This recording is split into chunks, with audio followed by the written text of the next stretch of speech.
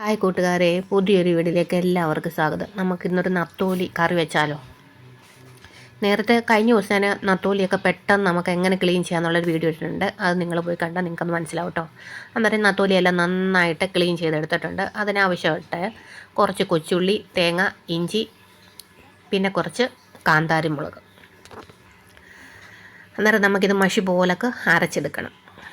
നത്തോലിക്കകത്തല്ലേ ഏറ്റവും കൂടുതൽ കാൽസ്യം അടങ്ങിയപ്പം കണ്ണിനും എല്ലിനും എല്ലാത്തിനും നല്ലതാണ്. കൊച്ചു കുട്ടികളാണെങ്കിലും മുതിർന്നവരെല്ലാം നത്തോലിയാണ് കഴിക്കേണ്ടത്. ചെറിയ മീനകത്തല്ലേ ഏറ്റവും കൂടുതൽ. അന്നേരം ഞാൻ നന്നായിട്ട് അരച്ചെടുത്തിട്ടുണ്ട്. കുറച്ച് ഉപ്പും നേരത്തെ കുറച്ച് മഞ്ഞൾപ്പൊടിയും കുരുമുളക് പൊടിയും കൂടെ വളരെ കുറച്ചിട്ടിട്ടുണ്ട് കേട്ടോ. എനിക്ക് ആവശ്യത്തിന് മുളക് പൊടി ഇട്ടില്ല. അപ്പോൾ നമുക്ക് നന്നായിട്ട് ഇതൊന്ന് മിക്സ് ചെയ്യാം. ഒത്തിരി അങ്ങ് ഉടയ്ക്കേണ്ട കാര്യമില്ല. നന്നായിട്ടൊന്ന് മിക്സാക്കാം. മിക്സാക്കിയിട്ട് നമുക്കിതൊന്ന് ആവശ്യത്തിന് കുറുക്കി എടുക്കണം. ഞാനിപ്പം വിറകടുപ്പിലാണ് ഇട്ടേക്കുന്നത് കേട്ടോ.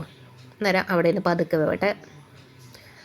കുറച്ച് നേരം അടച്ച് വെച്ചിരുന്നാൽ അത് കേട്ടോ. ഒത്തിരി തീ വേണ്ട. അന്നേരം നമുക്കിനകത്തൊരു കടുക് വറുത്തിട്ടുണ്ടേ.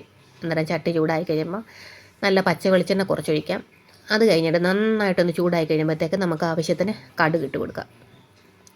കടുകും നന്നായി ഒന്ന് പൊട്ടി വരുമ്പോഴത്തേക്ക് നമുക്ക് കൊച്ചുള്ളിയും കുറച്ച് കറിവേപ്പിലയും വളരെ കുറച്ച് 2 വറ്റൽമുളകും കൂടെ എടുത്തിട്ടുണ്ട്. അന്നേരം ശകലം ഉപ്പും കൂടി ഇട്ട് കഴിഞ്ഞാൽ പെട്ടെന്ന് അതൊന്ന് ഫ്രൈ ആയി കിട്ടും. അപ്പം മീനൊക്കെ കറക്റ്റ് പരുവായി വന്നിട്ടുണ്ട്. അന്നേരം നമുക്ക് ആ കടുക് വറുത്തിനകത്തോട്ട് ഒരു ശകലം മുളക് പൊടിയും ശകലം മഞ്ഞൾപ്പൊടി ഇട്ടും. അപ്പോൾ പ്രത്യേക ഒരു കളർ വരും. നമുക്ക് കറിക്ക് ഏത് കളറാണ് വേണ്ടതെന്ന് വെച്ചാൽ അത് കടുക് വറുക്കുമ്പോൾ ആ ഒരു മുളക് പൊടിയുടെ കളറാണെങ്കിൽ മുളകും ശകലം ഇട്ട് കഴിഞ്ഞാൽ നന്നായിട്ട് കളർ ഇരിക്കും.